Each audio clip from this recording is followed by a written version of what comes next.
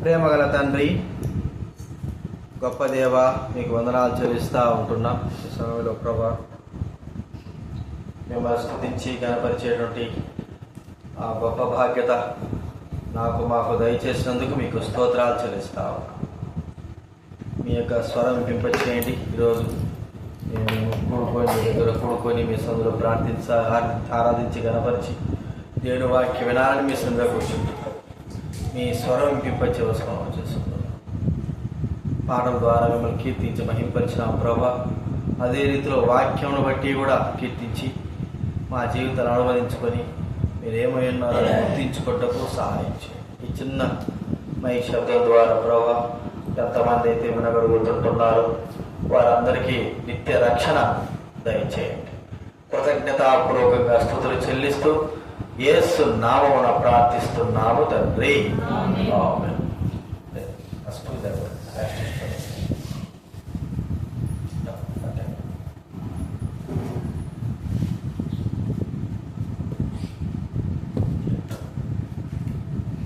దేవుని వాక్యంలో నుండి మనం చూసుకుంటాం. దేవుని వాక్యంలో నుండి మొదటి సమూయేలు రాసిన గ్రంథం, సమూయేలు రాసిన మొదటి గ్రంథము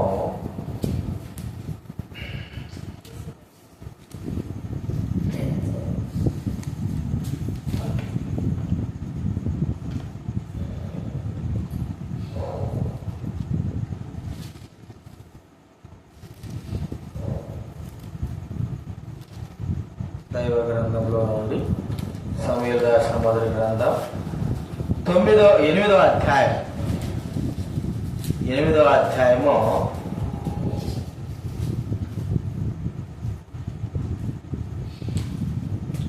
5వ వచనం నుంచి మనం అందరం కలిసి చదువుకుందాం. ఒక 2 మాటలు. మొదటి సమూయేలు రాసిన గ్రంథం 8వ అధ్యాయం 5వ వచనం. చిత్తగించుము, నీవు వృద్ధుడవు, నీ కుమారులు నీ ప్రవర్తన వంటి ప్రవర్తన కలవారు కారు గనుక సకల జనుల మర్యాద చొప్పున మాకు ఒక రాజును నియమింపుము, అతడు మాకు న్యాయం తీర్చునని అతనితో అనిరి. అలాగే మత్తయి రాసిన సువార్త 2వ అధ్యాయం, మత్తయి రాసినటువంటి సువార్త 2వ అధ్యాయం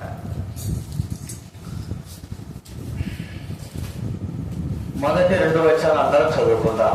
మత్తయి రాసిన సువార్త 2వ అధ్యాయము మొదటి 2 వచనాలు అందరం చదువుకుందాం. మొదటి 2 వచనాలు. రాజైన హేరోదు దినముల యందు యూదయా దేశము బెత్లెహేములో యేసు పుట్టిన పిమ్మట, ఇదిగో తూర్పు దేశపు జ్ఞానుడు యెరూషలేముకు వచ్చి, యూదుల రాజుగా పుట్టిన వాడెక్కడ ఉన్నాడు? తూర్పు దిక్కున మేము ఆయన నక్షత్రమును చూచి ఆయన పూజింపవచ్చితమని చెప్పిరి. అలాగే యోహాను రాసిన సువార్త 6వ అధ్యాయం, యోహాను రాసినటువంటి సువార్త 6వ అధ్యాయం 15వ వచనం మనం అందరం కూడా కలిసి చదువుకుందాం. 6వ అధ్యాయము యోహాను రాసిన సువార్త 6వ అధ్యాయం 15వ వచనం మనమందరం కూడా కలిసి చదువుకుందాం. రాజుగా చేయుటకు వారు వచ్చి తన్ను బలవంతముగా పట్టుకొనబోచున్నారని యేసు ఎరిగి మరలా పండకు ఒంటరిగా వెళ్ళెను. ఈ 3 అధ్యాయాల్లో మనం చూస్తూ ఉంటే మరి మనకు రాజు గురించి మనకు చెప్పబడతాం. ఇశ్రాయేలు మరి ఆ దినాల్లో ప్రభువే వారిని నడిపిస్తూ వచ్చాడు. న్యాయాధిపతులు నియమించి వారు నడిపిస్తూ వస్తున్న దినాల్లో మరి సమూయేలు చివరిగా న్యాయాధిపతిగా ఉన్నప్పుడు వారి సమూయేలు వృద్ధుడైన తర్వాత తమ వృద్ధుడైన వారు అలాంటి క్రమం లేకపోవడం బట్టి ఇశ్రాయేలు సమూయేలుతో చెప్పిన మాట ఏంటంటే, మాకు రాజును నియమింపు అన్నారు. మాకు రాజును నియమింపు. ఎందుకంటే అతడు మా దగ్గరకు వస్తాడు పోతాడు, మాకు న్యాయం తీర్చేటువంటి వ్యక్తి కాబట్టి మాకు రాజును నియమింపమని వారు కోరారు. అది ఎంతో బాధాకరం. అప్పటి నుంచి ఇశ్రాయేలుకు రాజుగా మరి దేవుడు నిర్ణయిస్తూ వచ్చాడు. సౌలును మొదటి రాజుగా ఉంచుతూ వచ్చాడు. తర్వాత యేసుప్రభు కాలంలో యూదులైన వారు, జ్ఞానులైన వారు యేసుప్రభు పుట్టిన తర్వాత ఒక చక్కని మాట, అప్పటికే వారికి రాజు లేడు. ఇక యూదా చక్రవర్తులు మరి యూదులైన వారికి ఇక రాజు లేకోకుండా రోమా ప్రభుత్వం వారు రాజ్యం చేస్తా వచ్చారు. రోమి, కైసరు, ఇలాంటి గొప్ప గొప్ప వారు రోమా ప్రభుత్వంగా వారిని ఆక్రమించుకొని ఇశ్రాయేలు బానిసలుగా చేసుకున్నారు. ఆ సమయంలో మరి యేసుక్రీస్తు వారు జన్మించాడు.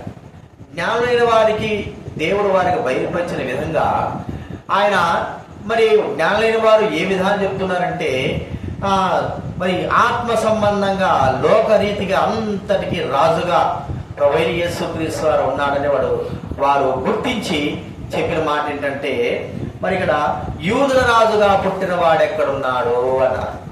యూదులకు రాజే లేడు అప్పట్లో. మరి అలాంటి యొక్క మాట ఆ జ్ఞానంలో కలిగారు. యేసు ప్రభు వారు జీవిస్తున్న దినాల్లో కూడా ఆయన పెరిగి సేవ చేసే పరిచయ దినాల్లో ఆయన చేసిన అద్భుతాలు, ఆయన చేసిన కార్యాలు, ఆయన చేసిన తీర్పులు, ఆయన చేసిన మహత్కార్యాలు అన్నీ కూడా చూశారు ఇశ్రాయేలు అందరూ. చూసి ఇక మనకు ఇతను రాజుగా ఉంటే మనము రోమా యొక్క రాజ్యం కింద నుంచి వారి అధికారం నుంచి విడుదల పొందుతాము అనుకొని వారు ఏం చేశారంటే యేసుప్రభు రాజుగా ప్రకటించుకోవాలని వచ్చారు. అయితే యేసుప్రభు వారు బలవంతంగా పట్టుకోవాలని చూశారు. యేసుప్రభు వారు తిరిగి అక్కడి నుంచి ఏం చేశాట, కొండకి వెళ్ళిపోయినాడు. ఇక మనం చూస్తా ఉంటే రాజు అనేటువంటి మాట ఆ దినాల్లో ప్రజలైన వారికి, దేశాలకి, ప్రాంతాలకి, మన భారతదేశంలో కూడా అనేకమైన రాజులు వెళ్ళారు. ఆయా ప్రాంతాల్లో అక్కడక్కడ భువనగిరి కోట అని, ఉదయగిరి కోట అని, తిరుపతి దగ్గర మరి ఇంకా చంద్రగిరి కోట అని, ఇలాగా మరి పలు ప్రాంతాలు ఉత్తరప్రదేశ్లో కావచ్చు, మహారాష్ట్రలో కావచ్చు, గుజరాత్లో కావచ్చు, గొప్ప గొప్ప రాజులు ఈ భారతదేశంలో ఆయా ప్రాంతాల్లో వారు రాజులుగా ఏలుతూ వచ్చారు. రాజ్యము రాజు అనేటువంటి మనం ఆలోచిస్తూ ఉంటే ప్రజలందరూ కూడా ఒక రాజు. ప్రియమైన వారందరూ, ఈ రాజు యొక్క గొప్ప స్థితి ఏమిటి? ఈ రాజు ప్రజల విషయమై ఎలాగా ప్రజలు ఎందుకు ఎన్నుకుంటున్నారు ఈ రాజు కొరకు, రాజు నిమిత్తమై అని మనం ఆలోచిస్తే ఇక్కడ మనం చూస్తా ఉంటే ప్రజలైన వారు ఎన్నుకున్న రాజు యొక్క ఆ స్థితి, ప్రజలు ఎన్నుకున్నారు కాబట్టి వారి విషయమై ఏమని ఇక్కడ చెప్పబడింది అని మనం చూస్తా ఉంటే చూడండి, మొదటి సమూయేలు రాసిన గ్రంథము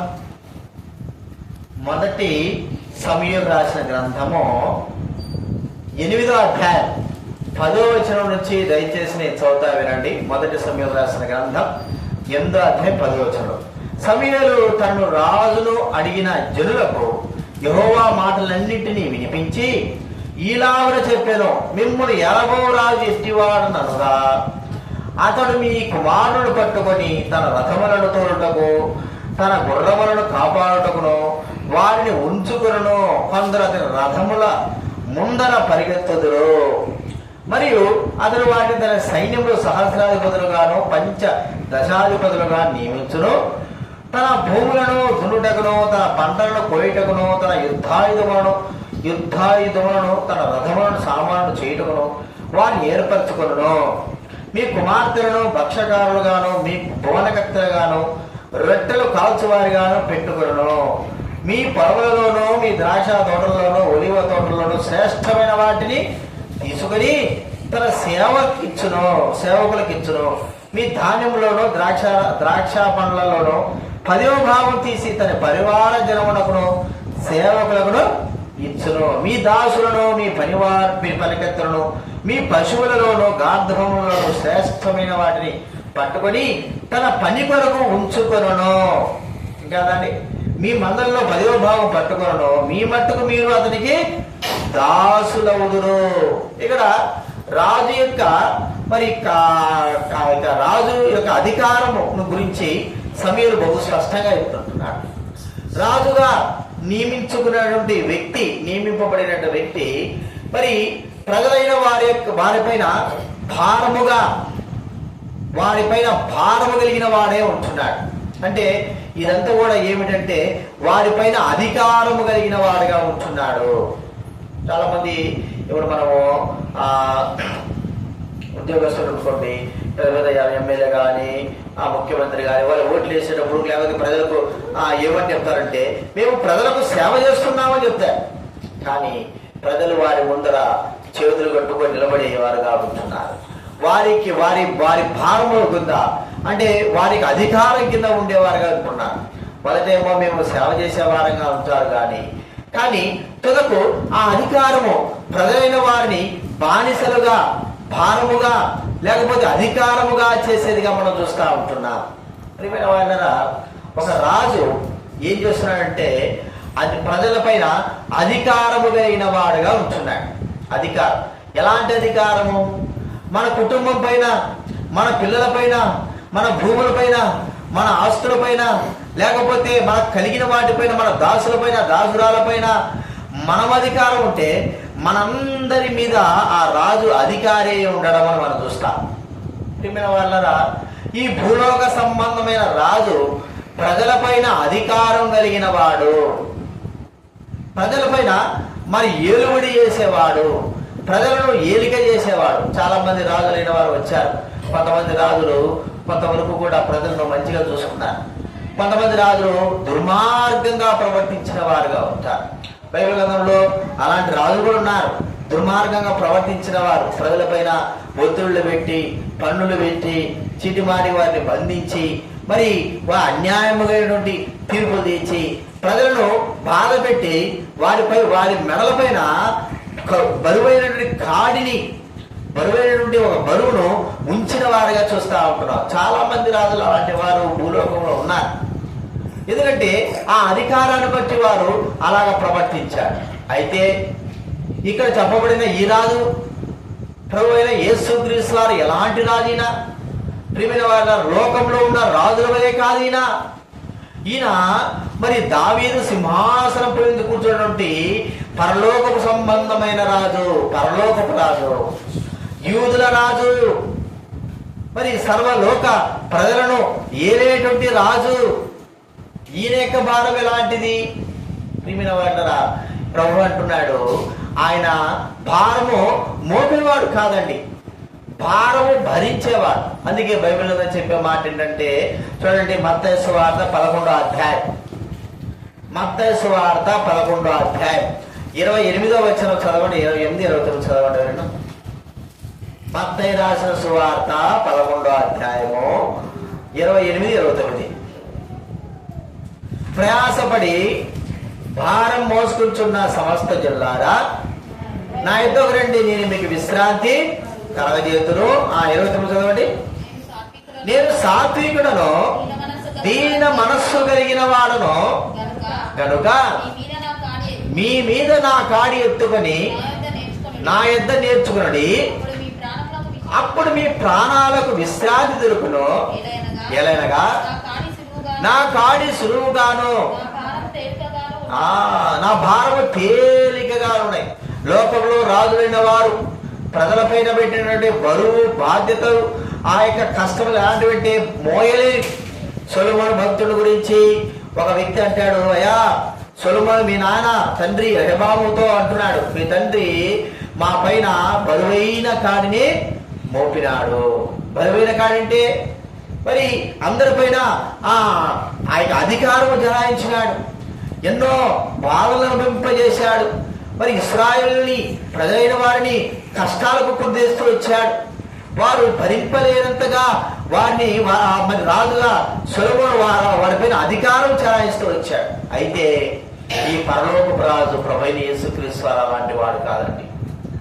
ఇది నాన్న ఒకసారి ఆలోచన చేసుకో అంటున్నాడు, ప్రయాసపడి భారం మోసుకుంటున్న సమస్త జనులారా, పాప భారం మోసుకునే వారులారా, మరి మీరు నా దగ్గర రండి, నేను మీకు విశ్రాంతి కలగజేస్తాను, మీ భారములను నేను మోస్తాను.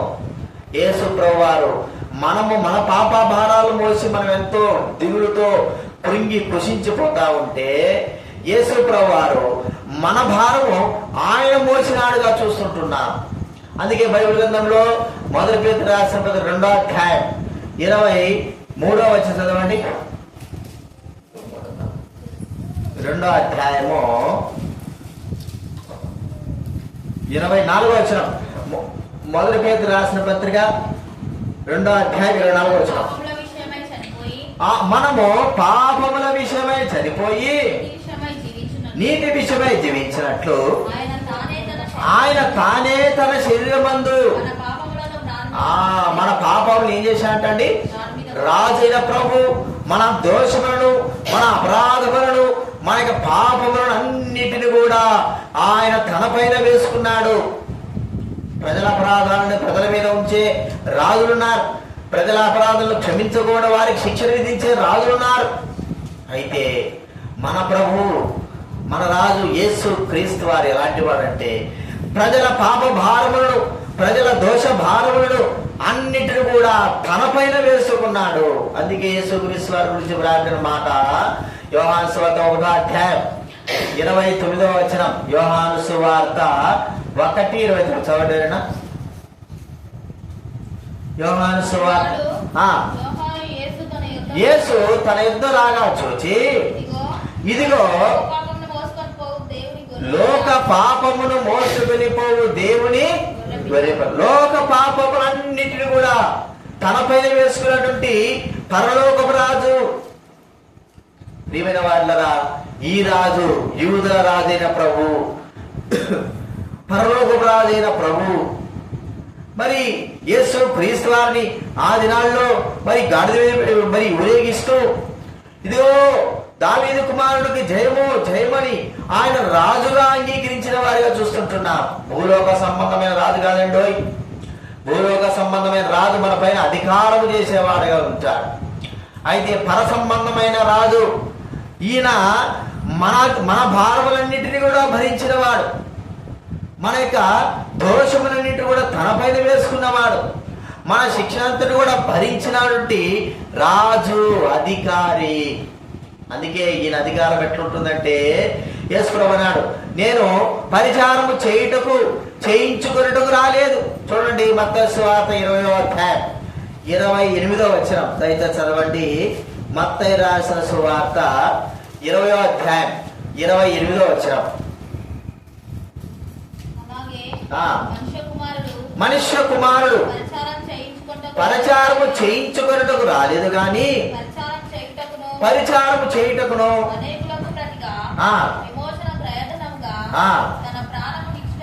తన ప్రాణమునిచ్చుటకు వచ్చాడు. అనేకులకు ప్రతిగా విమోచన క్రయధనముగా. ప్రియమైన వాళ్ళరా, ఇలాంటి గొప్ప రాజు మనకు దొరికాడంటే ఎంత గొప్ప సంతోషం. మన భారములను, మన పాపపు భారములను ఆయన మోసిన వాడిగా చూస్తుంటున్నాం. రాజులైన వారు, మరి అధికారులైన వారు ప్రజలపైన భరింపలేని బరువు బాధ్యతలను ఉంచి ప్రజలను కష్టాలు పాలు చేసేవారుగా ఉన్నారు. అయితే పరలోకపు రాజైన యేసు క్రీస్తు వారు ఈ దినాన నీ పాప భారమును ఆయన మోసిన వాడిగా ఉంటున్నాడు. నీ దోష భారమును ఆయన మోసిన వాడిగా ఉంటున్నాడు. ఒక గొర్రెపిల్ల ఎలాగైతే ప్రజల పాపములను భరించి మరి హతమార్చబడుతుందో, ప్రియమైన వాళ్ళరా, యేసు క్రీస్తు వారు అలాగా మనందరి కొరకై ఆ ప్రభుని యేసు క్రీస్తు వారు మరణించినాడుగా బైబిల్ గ్రంథం సెలవిస్తాం. కాబట్టి యూదుల రాజైన ఈ ప్రభు మన పాప భారములను భరించిన వాడు. అంత మాత్రమే కాదు, ఆ దినాల్లో ఉన్నటువంటి ఆ యొక్క రాజులు ఎలా ఉండేవారంటే, మరి వారిని మరి దాసీలుగా చేసుకునేవారు. అంటే వారి తరతరాలు కూడా వారికి విడుదల లేకోకుండా కుటుంబాలు దాసీలుగా చేసుకునేవారు. విడుదల లేకోకుండా వారిని చేసేవారు. వారి తాత ముత్తాతల నుంచి, మరి అవ్వతాతల ముత్తాతల నుంచి రాజుల కాలంలో ఇళ్లలో పనులు చేస్తూ మరి అధికారం కింద ఉండేవారు. అంటే దాసులుగా చేసుకోవడం, వారితో ఉచితంగా సేవా పరిచయం చేసుకోవడం, వారిని మరి ఉచితంగా వారిని అనేక సంవత్సరాలుగా దాసులుగా బానిసలుగా చేసుకోవడం మనం చూస్తూ ఉంటాం. రాజు దగ్గర అనేకమైన వారు బానిసలైన వారు ఉంటారు. వారి తమ జీవితం అంతా కూడా విడుదల లేకోకుండా బానిసత్వంలో బ్రతికిన వారుగా ఉన్నారు. ప్రియమైన వారిలా ఎంతమంది ఎన్ని విధాలుగా ఉన్నారు. బానిసత్వం బైబిల్ గ్రంథం మనం చూస్తూ ఉంటే నెహెమ్యా గ్రంథంలో చూస్తే కొంతమంది తమ బిడ్డలైన వారిని మరి బానిసలుగా రాజులైన వారు అధికారులు గారు పట్టుకొని వెళ్ళిపోయినారు. ఆ బానిసత్వానికి ప్రజలను మరి రాజు అధికారం చెప్పి ప్రజలను బానిసలుగా కొనుక్కునేవారు. ప్రజలకు విడుదల విమోచన లేదు. అయితే మన పరలోకపు దేవుడు ప్రభువైన యేసుక్రీస్తు వారు ఎలాంటి వాడంటే మనల్ని స్వతంత్రులుగా చేసిన వాడు. బానిసత్వం నుంచి బానిసలుగా ఉన్న మనల్ని విడిపించిన వాడు. మన వాళ్ళు తెలుసు, ఒక పావురం అనుకోండి, చిలక అనుకోండి, పంజరంలో పెడతారు. పంజరంలో పెట్టిన తర్వాత ఆ పంజరము దానికి ఎలా అనిపిస్తుందంటే బానిసత్వము దాంట్లోనే ఉండాలి. మరి ఎప్పుడైతే ఆ యొక్క పంజరంలో నుంచి ఆ యొక్క పక్షిని మనము తీసి బయటికి వదిలేస్తామో స్వేచ్ఛాజీవి. ఇక అది ఆ బానిస ఆ యొక్క పంజరంలో ఉండడానికి లేదు. స్వేచ్ఛగా అనగా మనము కూడా పాపమునకు అమ్మబడిన వారమై, బైబిల్ గ్రంథంలో ఉంది, పాపము చేయు ప్రతివాడు పాపమునకు దాసుడు. మరి పాపం చేసిన ప్రతి ఒక్కరిలో కూడా పాపానికి దాసులై ఉన్నారు. ఈ పాపం ఎట్ట చెబితే అట వింటున్నారు. పాపం చెప్పినల్లా చేసే మానవుడు నాశనమైపోతా ఉన్నాడు కదండి. ఎంత దుర్మార్గంగా ఉందంటే అన్ని చోట్ల పాపం చూస్తున్నారు, మరి గ్రహిస్తున్నారు, చేస్తున్నారు, అవలంబిస్తున్నారు.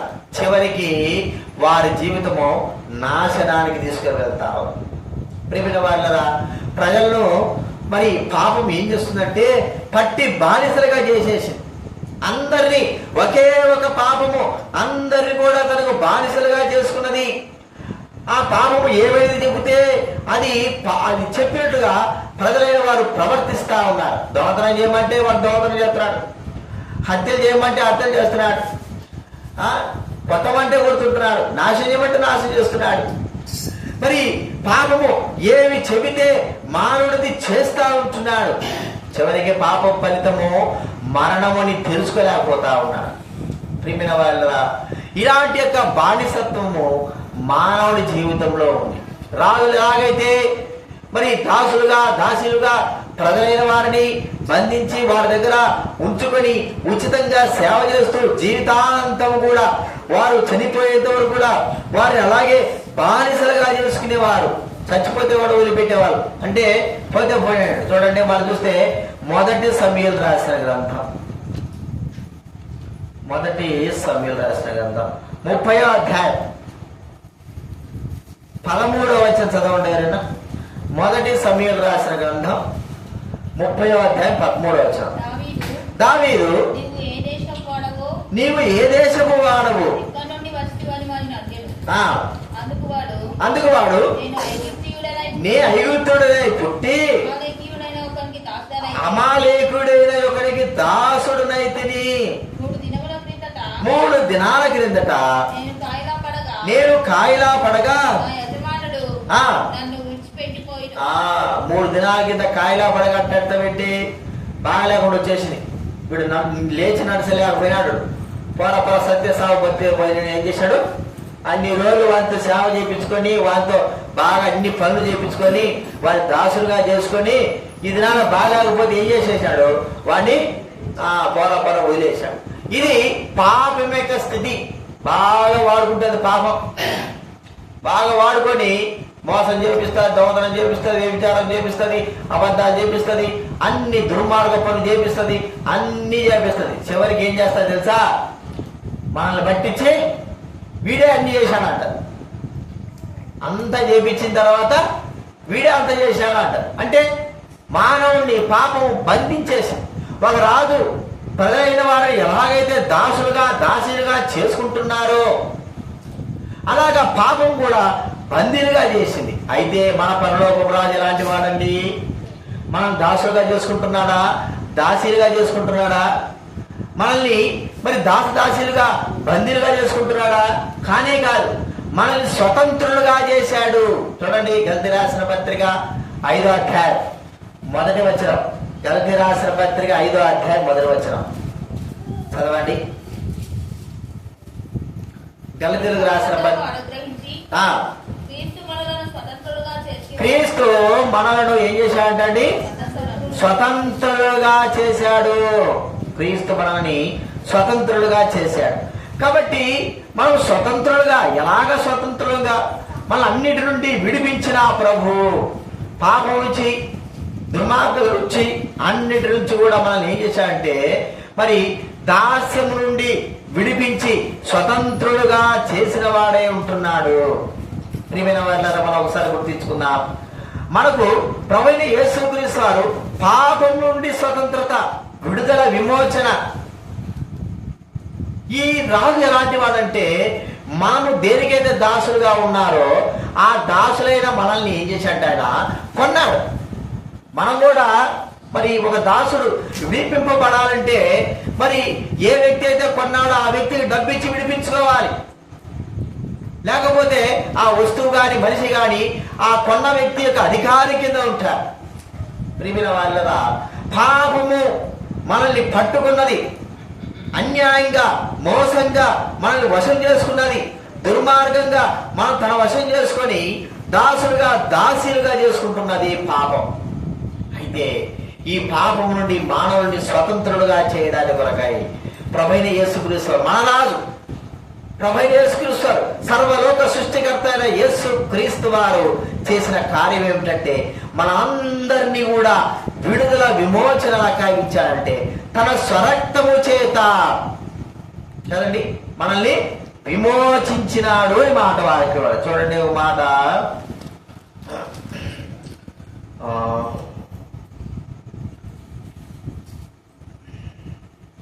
కొలస్సీ రాసిన పత్రిక 1వ అధ్యాయం 13వ వచనం ఉంటారైనా. కొలస్సీ 1:13. ఆయన మనలను అంధకార సంబంధమైన అధికారంలో నుండి విడుదల చేసి తాను ప్రేమించిన తన కుమారుని యొక్క రాజ్య నివాసులుగా చేశారు. ఇక్కడ ఏముంది? రోమాపత్రిక 6వ అధ్యాయంలో 18 చదవండి. రోమాపత్రిక 6వ అధ్యాయం 18వ వచనం. రోమా రాసిన పత్రిక 6:18. పాపము నుండి విమోచించి ఎట్లా అంటండి నీతి. ఇంకా మాట మనం చూస్తే ఎఫెసీ పత్రిక 1వ అధ్యాయం 7వ వచనం ఇంకా చక్కటి మాట మనకు కనబడుతుంది. మన విమోచించిన విధానము. ఎఫెసీ రాసిన పత్రిక 1వ అధ్యాయం 7వ వచనం చదవండి ఎవరైనా. దేవుని కృపా మహదైశ్వర్యమును బట్టి ఆ ప్రియునియందు ఆయన రక్తము వలన మనకు విమోచనము అనగా క్షమాపణ మనకు కలిగి ఉన్నది. ఆయన రక్తము వలన మనకు విమోచనము, మన అపరాధుల క్షమాపణ. ప్రియమైన వాళ్ళ, ఆ దినాల్లో ఇశ్రాయేలీయులు ఐగుప్తు దేశంలో దాసులై 400 సంవత్సరాలు ఉచితంగా వారంతా వారు దాసులు కాలేదు. వారిని పట్టుకొని దాసులుగా, దాసులుగా బలవంతాన చేసుకున్నారు. చివరికి వారు మరి ఏ స్థితిలోకి వెళ్ళిపోయారంటే నిస్సాయ స్థితిలోకి వెళ్ళిపోయారు. ఒక డబ్బులు పెట్టి కానీ లేకపోతే వాళ్ళంతకు వాళ్ళు అమ్ముకోని కానీ చేయలేదు, కానీ బలవంతాన ఐగుప్తీయులు ఇశ్రాయేలును దాసులుగా చేసుకున్నారు. దేవుడు దిగి వచ్చాడు, ప్రవక్తలు పంపించాడు, శుద్ధిక్రియలు చేశాడు. ఇశ్రాయేలు విమోచించడానికి కొరకై పస్కా పశువు అనేటువంటి ఒక బలిని అర్పించి ఆ రక్తము, ఆ పశువు యొక్క రక్తం ఇంటి ద్వారబంధాల పైన, ఎవరి ఇంటి ద్వారబంధాల పైన ఉంటుందో ఆ ఇంటిలో ఉన్న వారందరూ కూడా క్షేమముగా ఉండేటట్లుగా ప్రభువు అనుగ్రహించాడు. ఎవరింట్లో అయితే ఆ పస్కా పశువు రక్తం లేదో వారింట్లో మరణదూత ప్రవేశించింది. ప్రియమైన వాళ్ళరా, యేసు రక్తము ద్వారా మానవునికి విడుదల, విమోచన, స్వాతంత్ర్యము కలిగిందని మనం గుర్తించుకోవాలి. ఇది నాన్న ఒక్కసారి గుర్తించు. నీ జీవితంలో భూలోక సంబంధమైన రాజులు మనుషుల్ని దాసులుగా చేసుకున్నట్లు పాపము నిన్ను దాసులుగా చేసుకుంది. ఎంతవరకు నిన్ను దాసులుగా చేస్తుందంటే నువ్వు చనిపోయేంత వరకు కూడా నీతో దాసత్వం చేయించి, పాపం చేయించి నిన్నే నాశనం చేసేదానికి పాపము కూడగట్టుకుంటున్నది. ప్రియమైన వాళ్ళరా, యేసుక్రీస్తు వారు కరుణ కలిగిన వాడు, దయ కలిగిన రాజు, మహాత్మ్యం కలిగిన వాడు, ప్రేమ కలిగిన రాజు. ఎలాంటి వాడంటే మనందరినీ కూడా సర్వలోక ప్రజలందరినీ కూడా ఏం చేశాడండి ఆయన? మనందరి కొరకై రక్త విమోచన, పాప క్షమాపణ, రక్త విమోచన ధారలుగా కార్చి ప్రతి ఒక్కరిని కూడా విడుదల విమోచన గావించినాడు. పాపం నుంచి విడుదల, దాన్నే స్వాతంత్ర్యం అంటారు. పాపం నుంచి విడుదల గావించి నీతికి దాసులుగా, పరిశుద్ధతకు దాసులుగా, నీతిమంతులుగా మనల్ని చేసినాడు పరలోకపు రాజు ప్రభువైన యేసుక్రీస్తు వారు. ప్రియమైన వారిలా గుర్తిద్దాము, ఈ రాజు ఎలాంటి వాడంటే మనల్ని స్వతంత్రులుగా చేసేటువంటి రాజు. మూడవదిగా మనం చూస్తా ఉంటే రాజు యొక్క ఆ పరిస్థితి ఏమిటి అని మనకు ఆలోచిస్తే, ప్రజలైన వారు అంటే రాజులు ప్రజలపైన భారములు మోపేవారు, బరువైన కాలి భారాలు. ఈ ఏంటి భారాలు ఇవి అంటే, ప్రజలు ముందుగానే ఆర్థికముతో బాధపడుతూ ఎంతో కష్టముతో ఉంటా ఉంటే వారిపైన పన్నుల భారాలు పెట్టి వారు తిన్నా తినకపోయినా రాజు గీయాల్సిందే. రాజు వాటి అక్కడ చెప్పబడిన మాట, మీ యొక్క పశువులలోనూ పంటలలోనూ అంతటిని పట్టుకునేవాడు అనగా ప్రజలకి భారముగా ఉండడం. మనం చూస్తామంటే ఎలాంటి భారం అంటే ఇది వారిపైన మరి ఆహార భారము, ఆకలి భారాన్ని పెట్టేవాడుగా చూస్తూ ఉంటున్నాం. వారి ఆకలి ఉన్నా పర్వాలే, రాజు మాత్రం ఏం కావాలా? పుష్టిగా ఉండాలి. మన బైబిల్ గ్రంథంలో రాబడింది, 2వ రాజుల గ్రంథంలో ఆ యొక్క యెరూషలేము ప్రాంతంలో మరి ఎంత కరువు కాటకాలు ఉన్నాయంటే చూడండి. మాట మనం చూస్తే 2వ రాజుల గ్రంథం 5వ అధ్యాయం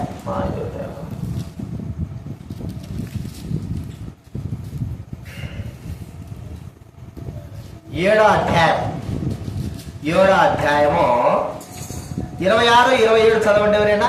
2వ రాజుల గ్రంథం 7వ అధ్యాయం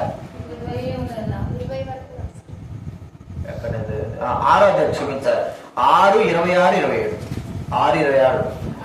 అంతటా ఇశ్రాయేలు రాజు పట్టణము ప్రాకారం మీద సంచారం చేయించగా ఒక స్త్రీ రాజు చూచి, రాజువైన నా ఏలువాడా సహాయం చేయమని కేకలు వేయుట చూపిని, యెహోవా నీకు సహాయం చేయనిది నేను ఎక్కడ నుండి నీకు సహాయం చేదును? కళ్ళంలో నుండి అయినను, ద్రాక్ష గానుగలో నుండి అయినను, దేనిని ఇచ్చి సహాయం చేయ. అంటే మనుషులందరూ చచ్చిపోయినా కూడా ఏం కావాలి? రాజు ఏం చేయాలి చెప్పండి? మనుషులందరూ చచ్చినా కూడా ఈ రాజులైన వారు కనీసం వారికి, వారి పరివార జనానికి తినేదానికి తిండేనా ఉండాలి. అది కూడా మేము ఇవ్వము, మీరు సజ్జస్తామని. అదే పరిస్థితి జరిగింది బాబు. వాళ్ళు మెడల్ని కోసుకొని తిన్నారు. అంటే అంత భయంకరముగా మరి కరువు కాటకము ఆ యొక్క రాజులు ముట్టడించేసి ఉంటున్నారు. ప్రజలందరూ కూడా ఆకలితో చచ్చిపోతా ఉంటున్నారు. కానీ రాజుకు మాత్రం తినడానికి కొంతైనా తిండి ఉంది అని మనం గుర్తించాలి. మరి నేను మనం చూస్తే ఉంటే ప్రజలపైన ఆహార భారం, వారిపైన ఒక విధమైనటువంటి భారము మోపేవాడు. అందరి భారాలతో మోసుకొని మరి అందరూ క్షేమకాలంలో క్షేమంగా ఉండాలని ఆలోచించవలసిన వాడే రాజు, కానీ అందరూ నష్టపడాలని చేసేవాడు కాదు. వారు ఎట్టపోతే నాకెందుకు, నేను బాగుంటే చాలు అనుకునేవాడు కాదు. ప్రియమైన వాళ్ళరా, ఆ దినాల్లో అలా ఉండేవారు రాజు. వారికి లోకంలో ఎంతమంది కరువు కాటకాలుంటే వారికి, వారి కుటుంబ జనానికి సమృద్ధిగా మరి వ్యర్థంగా ఎంతో ఆహారము వ్యర్థపరిచేటువంటి ఆ సమృద్ధితనం కలిగిన వారుగా ఉంటున్నారు. అయితే రాజు ఎలా ఉన్నారంటే ఆ దేశమంతా కూడా ఎక్కడ కరువు లేకోకుండా సస్యశ్యామలంగా అందరూ కూడా సమృద్ధిగా తినగలిగేటువంటి ఆ పంట లేకపోతే ఆహారం ఇవ్వవలసిన వాడుగా ఉన్నాడు. వారిపైన ఏ భారం ఒప్పుకోకుండా వారు సుఖంగా జీవించగలిగేటట్టుగా చేయాలి. అది అలాగలేదు. అయితే మన పరలోకపు దేవుడు ఎలాంటి వాడు, మన రాజు ఎలాంటి వాడు? ప్రియమైన వారిదరా, మన భారమంతా కూడా ఆయన పైన వేస్తే ఆయన మోస్తా అంటున్నాడు. మన అవసరతలన్నా ఆయన కూడా చెప్తే ఆయన తీరుస్తా అంటాడు. మన యొక్క ప్రతి కష్టకాలంలో కూడా యేసుక్రీస్తు వారు మనకు తోడై ఉండేవాడు. అందుకే యేసుక్రీస్తు అంటున్నాడు, నీ చింత యావత్తు నా మీద వేయి, నేను వాటిని తీసుకుంటాను. నీ బరువు బాధ్యతలు నా మీద వేయి, నేను వాటిని మరి స్వీకరిస్తాను. నీ యొక్క బాధలు, నీ అధైర్యము, నీకు ఏదైతే ఉందో అదంతా నా మీద వేయి, నేను వాటిని భరిస్తాను, నీకు సహాయం చేస్తానని ప్రభువైన దేవుడు అంటున్నాడు. మిగతా రాజులు ఎలా అంటున్నారంటే, వారు ప్రజలు నశించినా పర్వాలేదు, మేము మాత్రం బాగుండాలా కదండి. ఈ లోకంలో ఎంతమంది కరువుతో బాధతో బాధపడుతుంటున్నారు. నాయకులైన వారు మనం చూద్దాం, పెద్ద పెద్ద నాయకులు కోట్లు కోట్లు కోట్లు కోట్లు, కానీ తిండి కూడా లేకోకుండా రోడ్ల మీద పడుకొని ఇల్లు కూడా లేకోకుండా ఎంతో బాధ అనుభవించిన వారు ఎంతమంది ఉన్నారు. వారందరి విషయమై ఏ నాయకుడు కానీ, ఏ దేశ ప్రజలు కానీ, ఏ అధికారులు కానీ ఏమి కూడా పట్టించుకోరు. ఎందుకంటే ఎవరి వాళ్ళదే. వారందరి భారాలను పట్టించుకునేంత లేదు.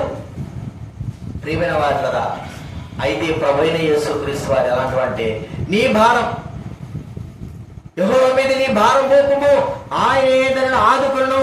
చూడండి, యెషయా గ్రంథము 55వ అధ్యాయం, క్షమించాలి, కీర్తన గ్రంథం 55:22 చదవండి.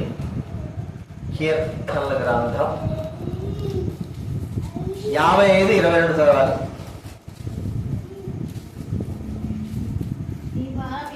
నీ భారము యెహోవా మీద మోపుము, ఆయన నిన్ను ఆదుకొనును. నీ భారము యెహోవా మీద మోపుము, ఆయన నిన్ను ఆదుకొనును.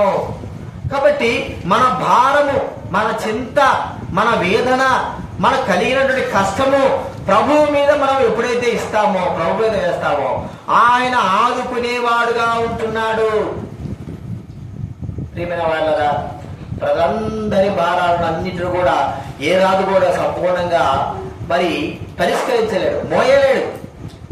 కానీ మన పరలోకపు దేవుడైనటువంటి, మన పరలోకపు రాజు అయినటువంటి యేసుక్రీస్తు వారు మన భారము, మన బాధ్యత, మన పరిస్థితి అంతటి కూడా మోయగలిగిన వాడు.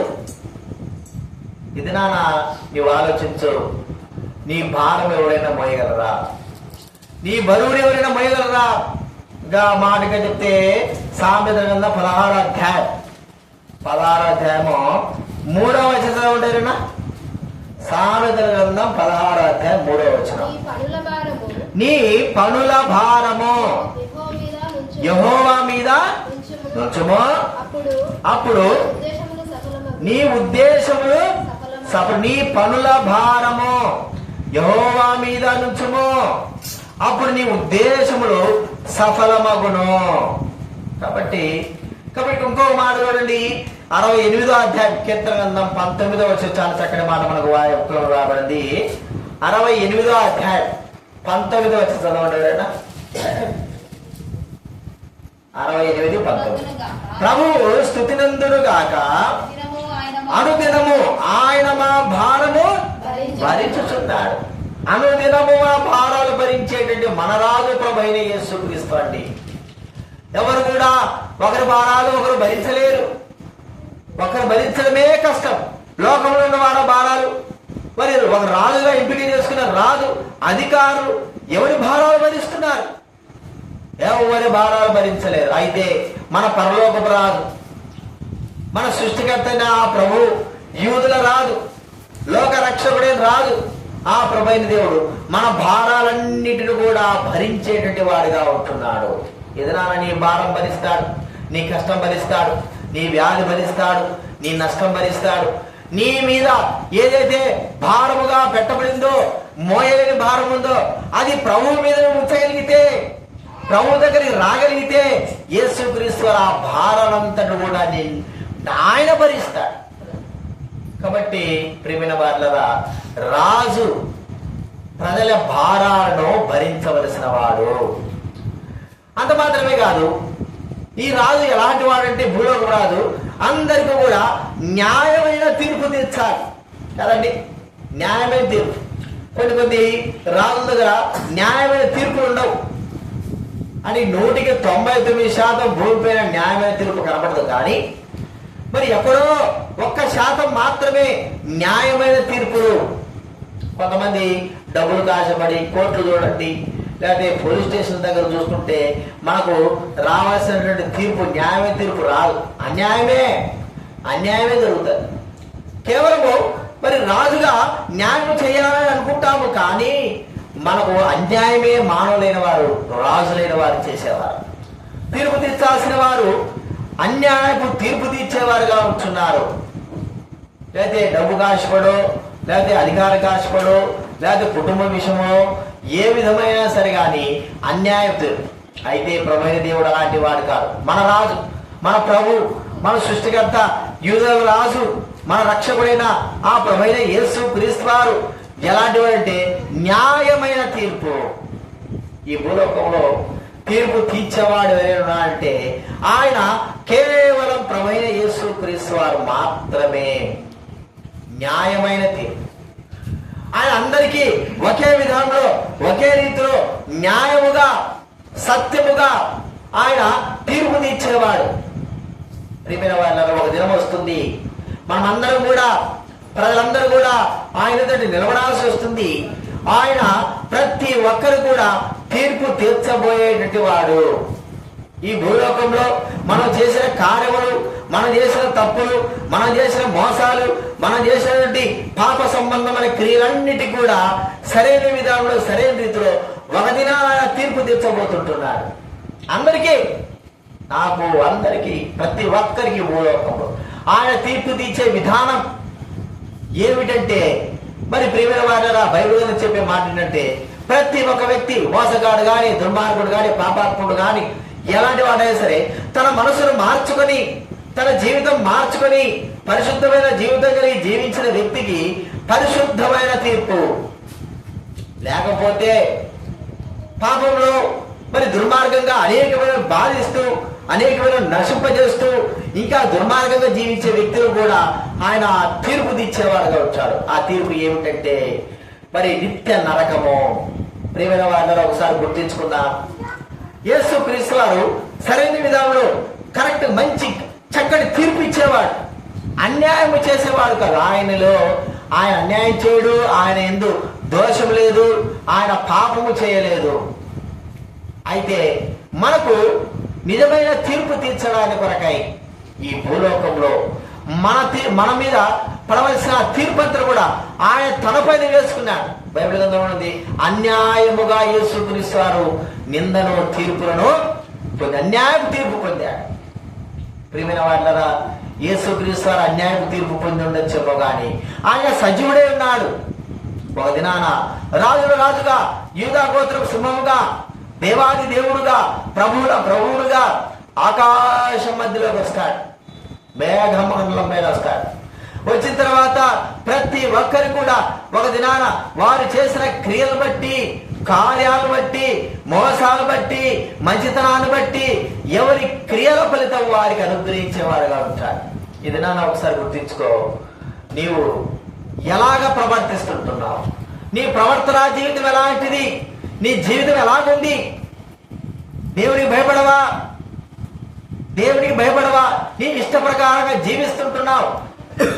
మానవుడు తన ఇష్ట ప్రకారంగా జీవిస్తుంటున్నాడు.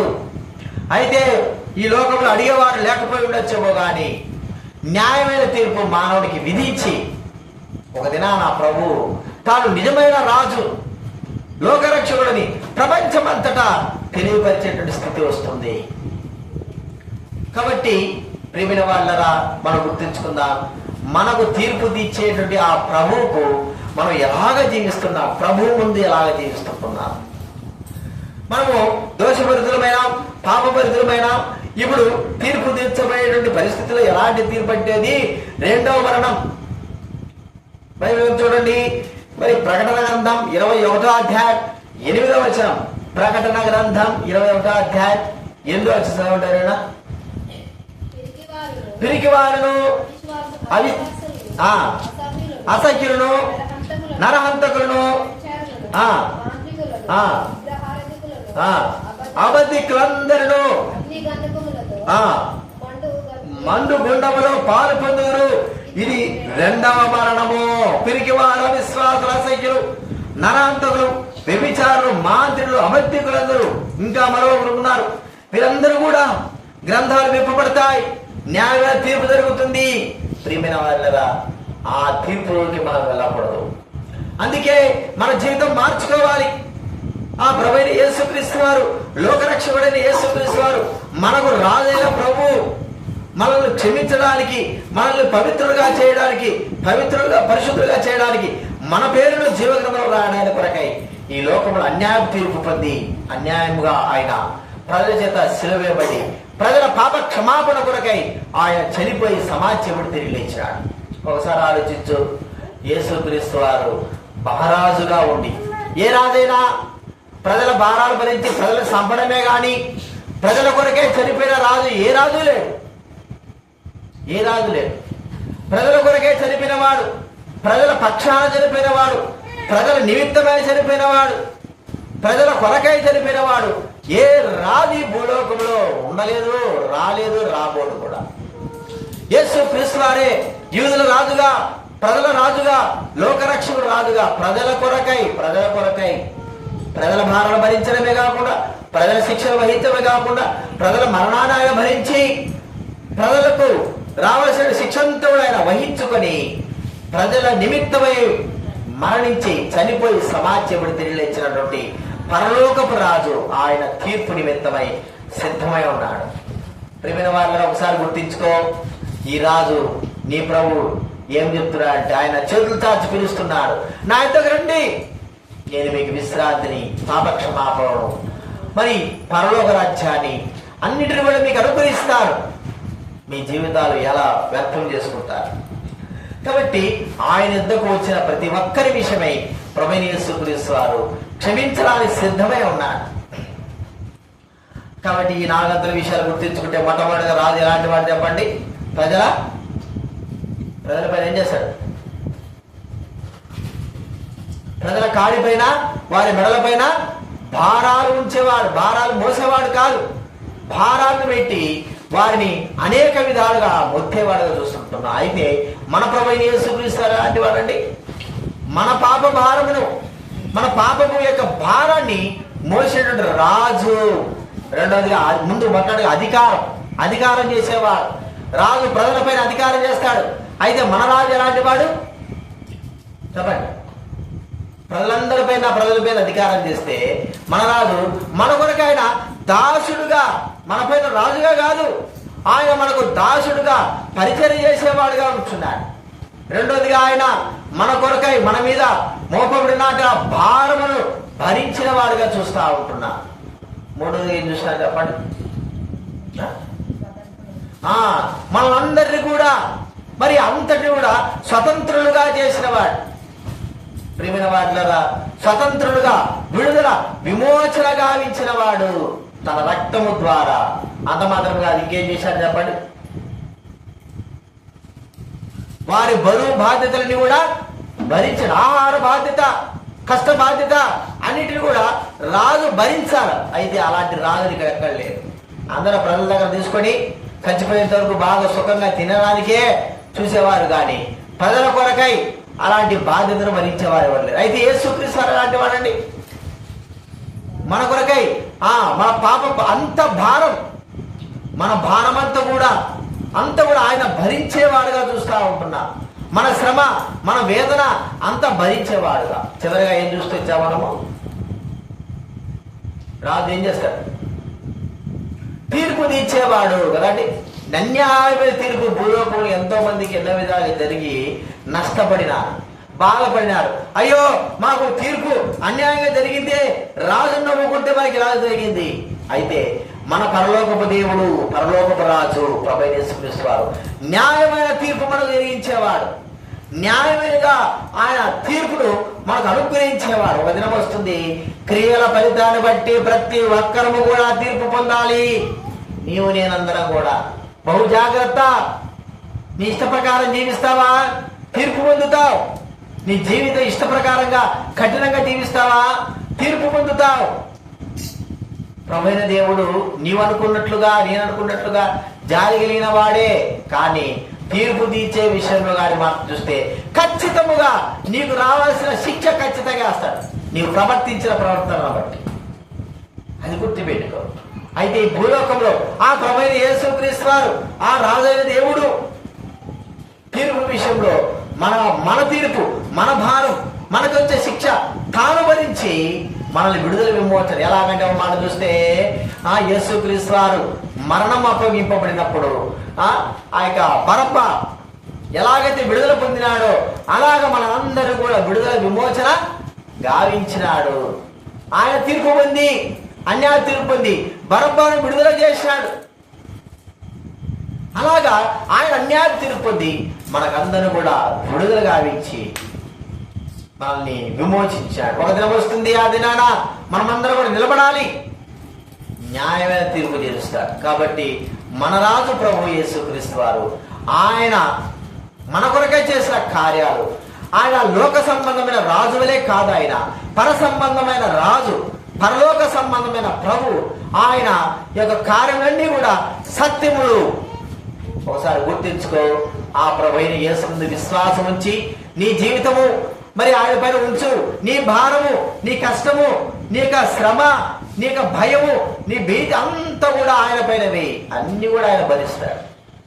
అన్ని మనం చూస్తా అంటే ఎక్కడైనా యాత్రికులు వెళ్తా ఉంటే గాడిదలు కానీ వారి గుర్రాలు కానీ వారు ఏం చేస్తారంటే వాటిపైన వీరి దుస్తులు కానీ బట్టలు కానీ ప్లేట్లు తపాలన్నీ కూడా వాటిపైన అటు ఇటు బరువు మోపేస్తారు.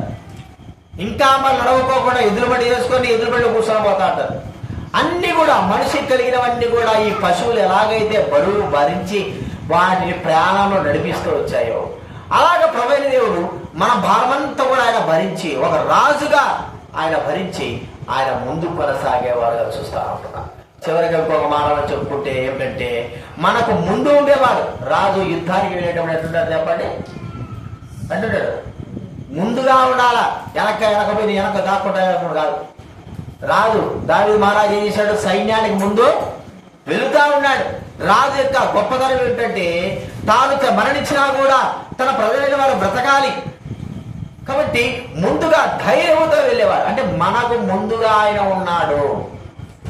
ఒక రాజు ఎట్లా ఉంటాడంటే మనకు ఏదైనా తగలాలా లేకపోతే ఏదైనా మరణకరమైనది ఎదురుగా వచ్చిందంటే ప్రభువు నిలబడి ప్రభువుకు ఏదైనా తగిలిన తర్వాతనే మనకు అంటే అవన్నీ కూడా భరించి ఎదురుగా ఉండి ఎదుర్కొని మనల్ని ఎనగల క్షేమంగా ఉంచేవాడు మనం చూస్తూ ఉంటున్నాం.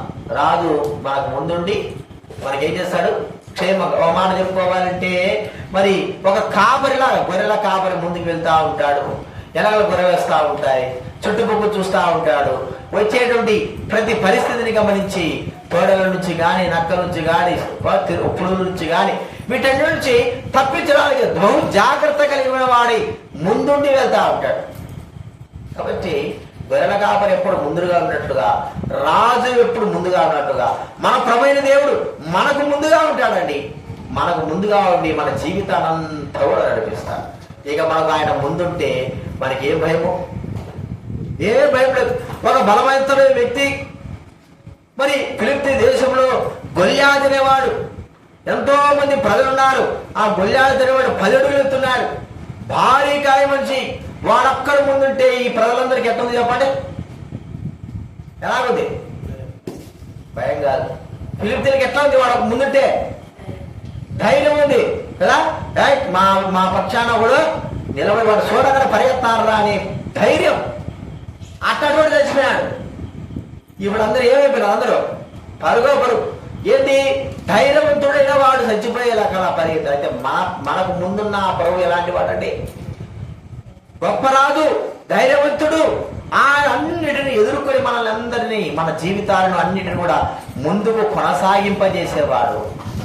ఏది తగిలినా, ఏం చేసినా, ఎలా వచ్చినా ముందు నుంచే వచ్చేది. అన్ని కూడా ఆయన ఎదిరిస్తూ ముందుకు కొనసాగేవాడు. ఇది మన రాజు యొక్క గొప్పతనం. అందుకే యేసుక్రీస్తు వారు మాట చెప్పారు, నేను యుగం వరకు నేను మీతో సదాకాలం ఉంటున్నాను, నేను మీకు ముందుగా ఉంటాను, నా సన్నిధి మీ ముందుగా నడుస్తుంది, నా యొక్క మహిమ మీకు ముందుగా నడుస్తుంది, నేను మీకు ముందుగా బయలుదేరుతాను. కాబట్టి ఆయన మనకు ఉండగా మనకి ఈ లోకంలో ఎటువంటి భయం అనేది లేదు. ఇది ఈ రాజు యొక్క గొప్పతనం. అయితే మరి భూలోక సంబంధమైన రాజులైన వారు ఎట్టుంటారు చెప్పండి? పరిగెత్తారు కదా. ఎవరు? అందుకే మరి ఆహాజుని గురించి, ఆహాబుని గురించి, యెహోషాపాతు గురించి చెప్పబడిన మాటలు మనం చూస్తుంటున్నాం. యెహోషాపాతు మరి రాజుగా చుట్టుకొని సంపాదన చూస్తే కేకలు వేసేసాడు. ఈ దెబ్బతో అందరూ కూడా పరిగెత్తారు ఎక్కడికో ఒకడు. ఆహాబు చచ్చిపోయాడు, అందరూ పరుగో పరుగు. రాజు చచ్చిపోయారు, అబ్షాలోము చనిపోయారు, అందరూ ఏమైపోయారు? పరిగెత్తినారు. అంటే తమ రాజు చచ్చిపోయినాడని గల ఇంకా వారికి అధైర్యం పుట్టిపోయింది.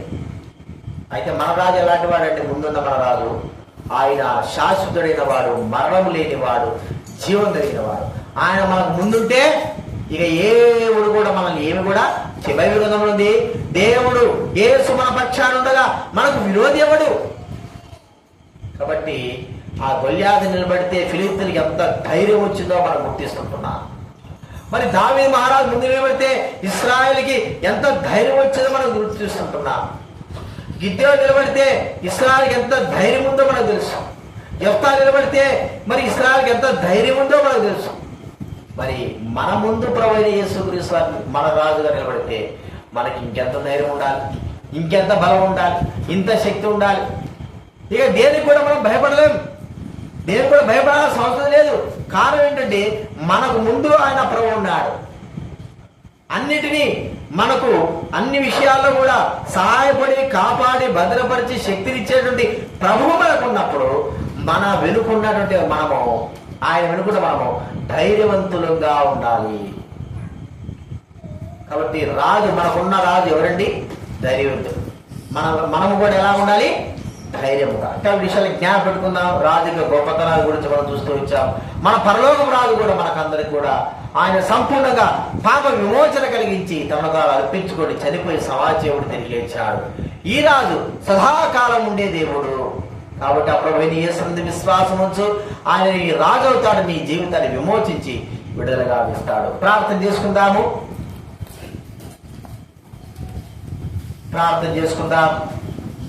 ఇక్కడ కూర్చున్న వారు ఇంకా యేసు ప్రభు నీకు రాజుగా లేడా? నీ జీవితం అట్లాగే ఉందా? పాపంలో ఉంటున్నావా? జీవితాన్ని అలాగే కొనసాగిస్తుంటున్నావా? మరి పాపమే నీ పైన ఏలుబడి చేస్తావా? పాపం చెప్పినట్టు వింటున్నావా? అయితే మన పరలోక రాజున్నారు యేసుక్రీస్తు వారు పాపం నుంచి విడుదల గావించి స్వతంత్రంగా చేసి మన భారాన్ని భరించి మన బాధ్యతలు వహించుకొని మన పైన ఉన్నటువంటి శిక్షణతో తొలగించేటువంటి పరలోక రాజు ఉన్నాడు. ఆ పరలోక రాజు యేసుక్రీస్తు వారు నీ నుంచి సమాధానం ఎదురు చూస్తున్నారు.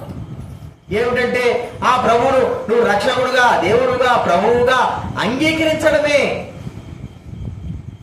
నీ కొరకై, నీ పాపాల కొరకై, నీ అపాపాల కొరకై ఇంత గొప్పగా ఆయన క్రయం చెల్లించిన ఆ రాజును నువ్వు అంగీకరించలేవా? అంగీకరించడం అంటే అర్థం ఏంటంటే నీ పాపము ఒప్పుకొని ఆయన యేసు ప్రభువును రాజుగా, దేవుడుగా నీ హృదయంలో ప్రతిష్ఠించుకోవడమే. అంతకు మించి ఇంకేం లేదు. ప్రభా, నేను నా పాపాలు ఒప్పుకుంటున్నాను, నీవు నా రాజు, నా ప్రభుడవు, నా దేవుడవు ప్రభా, నా కొరకై చనిపోయినావు, నేను విశ్వసిస్తున్నానని నువ్వు అడుగు. నీ జీవితంలో ఒక గొప్ప మార్పు జరుగుతుంది. ఆ దేవుడు నీకు రాజుగా లేకపోతే లోక సంబంధమైన నాయకులు కానీ, లోక సంబంధ స్థాతాలు కానీ నీ మీద నాయకుడుగా ఉంటాడు. నీ జీవితాన్ని నాశనం చేసేస్తాడు. ఏదో నేను వస్తున్నానులే, పోతున్నానులే, నేను కూడా ఒక దేవుడి బిడ్డలే అనుకోవద్దు. నీవు కూడా దేవుడి బిడ్డ నువ్వు చెప్పుకోవడం కాదు, ఆ ప్రభువు చెప్పాలి. నీ జీవితాన్ని నాశనం చేసుకోవద్దు, దాసత్వం కింద వెళ్ళద్దు. నీ పాపను ఒప్పుకో, క్షమాపణ కోరుకో. ఎన్ని దినాలు నువ్వు సాతానికి అధికారం ముందు వస్తావు? ఎన్ని దినాలు సాతాను చెప్పినట్టు వింటావు? ఎన్ని దినాలు సాతాను యొక్క క్రియలు చేస్తావు? నిన్ను నీవే నాశనం చేసుకుంటావు. దేవుడి సన్నిధికి రాకోకుండా దేవుడికి దూరం అయిపోతావు. ఒక్కసారి ప్రార్థన చేసుకో, క్షమాపణ కోరుకో. ప్రభువా, నన్ను క్షమించు, నా పైన ఉన్న సాతాను నాకు రాజుగా ఉంది, అందుకే నేను మందిరానికి రావడం లేదు, అందుకే నేను ప్రార్థన రావడం లేదు, అందుకే నేను మీ సన్నిధిలో క్రమలేకపోతున్నాను, వాడు చెప్పిన మాట వింటున్నాను, నాశనానికి ఇంకా మరి దగ్గర అవుతుంటున్నాను. నన్ను క్షమించు ప్రభువా, నా పైన రాజుగా విమోచకుడు నువ్వు వచ్చావు, నేను నమ్ముతున్నాను. నీ హృదయంలో ప్రార్థన చేసుకో. ఆ ప్రార్థన నిన్ను కాపాడి ఆ యేసుక్రీస్తుడు మరి రాజుగా, విమోచకుడుగా నీ హృదయంలో ఉద్భవింపజేస్తాడు. లేకపోతే నాశనమే, మన జీవితాంతం నాశనం. కాబట్టి గుర్తించుకుందాం, ప్రార్థన చేసుకో హృదయంలో. నీవు చేసే ప్రార్థనే నీకే రక్షణకరం. నీవు చేసే ప్రార్థన నీ జీవితానికే విడుదల, విమోచన. నీవు చేసే ప్రార్థనే నిన్ను స్వతంత్రులుగా చేస్తుంది. ప్రేమగల తండ్రి, పరిశుద్ధుడైన మా దేవ, యేసు ప్రభు నామమున మీకు వందనాలు ప్రభువా. ఈరోజు తండ్రి రాజుగా నియమింపమని ప్రజలు అడిగారు. అయితే భూలోకంలో మీరు వచ్చారు, యూదుల రాజుగా వచ్చారు. అయితే మీరు యూదుల రాజుని కాదు ప్రభువా, సర్వలోక రాజునికి ప్రభుడవు, రాజు ఒక్కడివే. ఈ లోకపు రాజులు మా మీద భారాలు, బరువు, బాధ్యతలు మోపి మమ్మల్ని కష్టబాధలు చేసి మా భారాలు భరించుకోకుండా ఆకలితో ఉంచి వారు బాగానే ఉండి, ఓ ప్రభువా మరి మేము నశించిపోయేటట్లుగా మమ్మల్ని నాశనం చేసేటువంటి రాజులు అధికారం ఉన్నారే, కానీ మా పాప భారం భరించి మా శిక్షణ వహించుకొని మమ్మల్ని విడుదల చేసి మమ్మల్ని మీ బిడలుగా చేర్చుకొని మీ అధికారం కింద మమ్మల్ని స్వతంత్రులుగా చేసి మాకు ముందుగా మీరు నడిచేటువంటి ప్రభువుగా మాకు దొరికినందుకు స్తోత్రాలు. ఈ లోకంలో యేసు క్రీస్తు అనే పేరుతో వచ్చి మా అందరి పాప భారం భరించి ప్రభువా నిజమైన రాజుగా ప్రజల కొరకై ప్రాణం అర్పించే నిజమైన రాజుగా మీరు ప్రాణం అర్పించే చనిపోయే సమాజం తెలియలేచారు. ఈ సత్యాన్ని మేము నమ్ముతుంటున్నాం. ఈ సత్యాన్ని ఇక్కడ ఉన్న వారు ఎవరైతే నమ్మలేదో ప్రభువా వారితో మీరు మాట్లాడండి, వారి జీవితాలు మాట్లాడండి, వారి రక్షణ కార్యం జరిగించండి, పాప క్షమాపణ చేయండి, హృదయంలో కార్యం జరిగించండి. వారు మిమ్మల్ని రక్షకుడుగా, విమోచకుడుగా, రాజుగా హృదయంలో ముద్రించుకున్నట్టు అనుగ్రహించున్నాను. తమ పాపం ఒప్పుకొని విడిచిపెట్టి మీ అధికారం కిందకి రావడానికి అనుగ్రహించండి. కృతజ్ఞతాస్తుతులు చెల్లిస్తుంటున్నాను. సంపూర్ణంగా మీకు అప్పచెప్పుకుంటున్నాను. విదాసుడు దుర్గాన్ని బట్టి స్తోత్రాలు, కుటుంబాన్ని బట్టి వందనాలు నాయన. విదాసునికి ఇచ్చిన ఆరోగ్యము, పరిపూర్ణ స్వస్థత నింపండి ప్రభా. సైతాన్ని అంధకార శక్తులు లయపరచండి, పాప శక్తులు లయపరచండి ప్రభా. పరలోకపు దేవుడుగా, పరలోకపు రాజుగా తన జీవితంలో ఉన్నందుకు ధైర్యము దయచేయి. తనకు ముందుగా మీరున్నారు, తన కుటుంబానికి ముందుగా ఉన్నారు. మా కుటుంబాలన్నిటి కూడా మీరుగా ముందుగా ఉండే ఒక రాజుగా మాకు ధైర్యాన్ని ఇచ్చిన దేవుడు ఎందుకు వందనాలు తెలుస్తా ఉంటున్నాం. ఏం జరిగినా ప్రభా మరి మా రాజుగా మీకే సమస్తము జరిగేవిగా ఉంటున్నాయి. తర్వాతనే మాకేమైనా రావాలంటే అవి మీరు అనుభవించి వాటిని జయించి తర్వాత ఏదైనా సరే మా దగ్గర రావాలి. మిమ్మల్ని జయించి మరి రావడం అనేది అసంభవం ప్రభా. కష్టము, బాధ, వ్యాధి, నష్టము, అనారోగ్యము ప్రభా ఇంకా ఎన్ని ఉన్నాయో ఇవన్నీ కూడా మిమ్మల్ని జయించి రావడం అనేది అసంభవం. కాబట్టి మాకు ముందుగా ఉన్నందుకు స్తోత్రాలు. కుటుంబాలు దీవించండి ప్రభా. ఈ కుటుంబాన్ని జ్ఞానం చేసి రక్షించండి, కనికరించండి ప్రభా. మీరే రాజుగా, ప్రభువుగా, దేవుడుగా ఈ కుటుంబంలో ఉండాలని మనవి చేస్తుంటున్నాం. మీరే ఉండాల్సిందిగా మనం చేస్తున్నాం, కనికరించండి. ఇందులో మీరు చేసిన మేలు బట్టి స్తోత్రాలు, వచ్చిన వారందరూ బట్టి స్తోత్రాలు, విన్న వాక్యం బట్టి స్తోత్రాలు. విని విడిచిపెట్టి కొట్టుకుని పోకుండా వారి హృదయాలు గొప్ప కార్యం జరిగించవలసిన మనం చేస్తుంటున్నాం. సహాయం చేయండి.